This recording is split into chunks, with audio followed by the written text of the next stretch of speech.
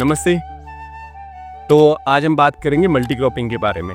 अभी ये जैसे जैसे खेतों में काम करने वाले लोगों की कमी होती जा रही है, लोग मशीनों पे डिपेंड होते जा रहे हैं। तो जब हार्वेस्टर और ये सब आ गए तो लोगों ने एक ही क्रॉप करना शुरू कर लिया। पर एक क्रॉप फसल, मिट्टी, एनवायरनमेंट के लिए नुकसानदायक है, क्योंकि अगर जब आप एक क्रॉप करते हैं, एक दूसरे को न्यूट्रिशन देना होता है क्रॉप को, वो नहीं मिल पाता है। और उसके बाद कभी मौसम बिगड़ा और एक क्रॉप फेल हो रही है तो आप पूरे खेत आपका नुकसान हो गया। ये इस खेत में आप देखेंगे यहाँ पे इन्होंने क्या किया, जो उगा रखा है ना, जो के साथ में इन्होंने मेथी भी उगा रखी। ये है मेथी, और ये मेथी भी ट्रेडिशनल देसी वैरायटी है। और ये आप देखेंगे ये जो भी यहाँ का लोकल ये देसी जो। अब इसमें समस्या क्या थी, किसान इसलिए इससे दूर भागता है क्योंकि इसको सब मैनुअल कटाई करनी पड़ेगी। मशीन चलाएंगे तो मेथी और जो साथ में आ जाएगी।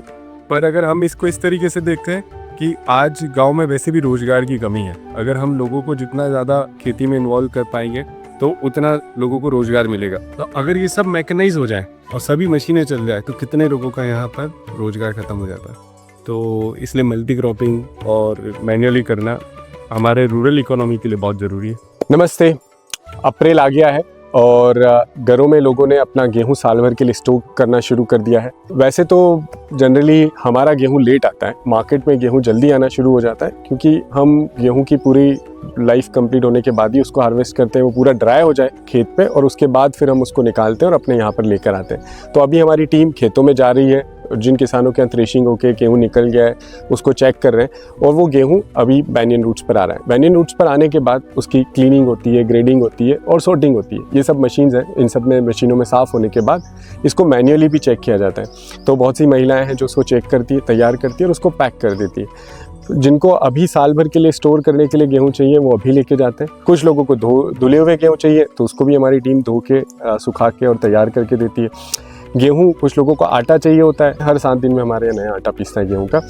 तो गेहूं साल भर के लिए स्टोर करते वक्त हमें बीच बीच में चेक करना होता है कि गेहूं में कोई कीड़े लगे तो नहीं है, क्योंकि ऑर्गेनिक गेहूं है तो कीड़ा भी बहुत जल्दी लग जाता है, तो इसलिए उसको बार बार चेक करना पड़ता है।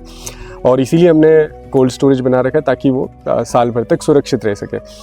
और गेहूं भी हमारे यहाँ हमारे साथ जुड़े हुए किसान, चूँकि हम देसी वेराइटीज़ को बहुत ज़्यादा प्रमोट करते हैं, तो बहुत सारे किसान जो गेहूं की एंशिएंट वैरायटी है, देसी वैरायटी जैसे सोनामोती है, खपली है, जो बहुत ही ओल्डेस्ट वैरायटी है, उनको भी हमारे किसान कर रहे हैं, वो भी हम आप लोगों तक पहुंचा रहे हैं।